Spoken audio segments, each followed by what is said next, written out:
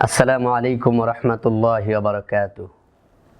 সুপ্রিয় দর্শক, আজকের এই পর্বে আমরা মাস্ক করব হরফে তা।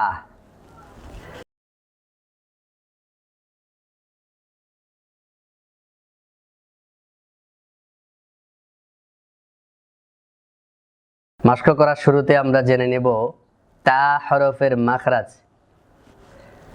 তা হরফের মাখরাজ হলো জিহ্বার আগা সামনের উপরের দুই দাঁতের গোড়ার সাথে লাগাইয়া, অর্থাৎ দুই দাঁতের গোড়ার মধ্যে একটু গর্ত আছে সামান্য, এই গর্তের মধ্যে জিহ্বাটা লাগবে। লেগে কিভাবে লাগবে? খুবই শক্তভাবে লাগবে। এর কারণ হলো তা হরফের মধ্যে একটি সিফাত পাওয়া যায় যার নাম হলো সিদ্দাত, অর্থাৎ মাখরাজ থেকে এই হরফটা খুব শক্তভাবে বের হবে। তাহলে আমরা জিহ্বার আগাকে সামনের উপরের দুই দাঁতের গোড়ার সাথে খুবই শক্তভাবে লাগাবো। তা জাবা তা, তা জের তি, তা পেশ তু, তাতি তু, তাতি তু। যদি আমরা ছন্দ আকারে মাস্ক করি, তাতি তু বাত, তাতি তু বাত, তু তান তানি তাত নামিনাল মুত নিমাতি তান তানি তা, তাতি তু বাত। আমরা যদি একটু খেয়াল করি, এখানে যখন তার মধ্যে সাকিন হয় তখন সামান্য শ্বাসের আওয়াজ আসে।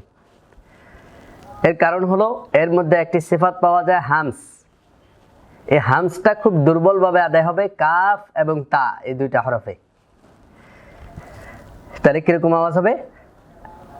আত, ইত, উত। অর্থাৎ এই হরফটি যখন সাকিন হবে তখন তার সাকিনের পর আওয়াজটা শ্বাসের আওয়াজ বের হবে। আত খুবই দুর্বলভাবে বের হবে। আত, ইত, উত, আত, ইত, উত।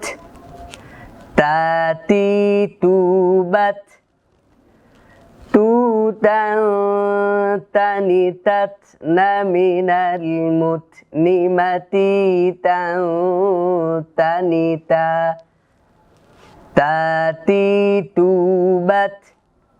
আওয়াজটা খুবই দুর্বল হবে, যদিও মাইকের কারণে সাউন্ডের কারণে আওয়াজটা হয়তো একটু বেশি হয়ে যেতে পারে, সেটি আমরা খেয়াল করব। আমরা প্রত্যেকে আওয়াজ দেওয়ার সময়, তা মাস্ক করার সময়, তা এবং কাফ এই দুইটি হরফকে সাকিন করার সময় খুবই দুর্বলভাবে শ্বাসের আওয়াজ দিতে হবে। এই সিফাতটিকে বলা হয় হামস। তাহলে আজকের মাস্ক থেকে আমরা জানতে পারলাম যে তা হরফ উচ্চারণ করার সময় যখন সাকিন হবে তখন তার মধ্যে আওয়াজটা শ্বাসের আওয়াজ বের হবে, খুবই অল্প, খুবই দুর্বলভাবে শ্বাসের আওয়াজ বের হবে। সুবহানাল্লাহি ওয়া বিহামদিহি, সুবহানাকাল্লাহুম্মা ওয়া বিহামদিকা, আশহাদু আল্লা ইলাহা ইল্লা আনতা, আস্তাগফিরুকা ওয়া আতুবু ইলাইক।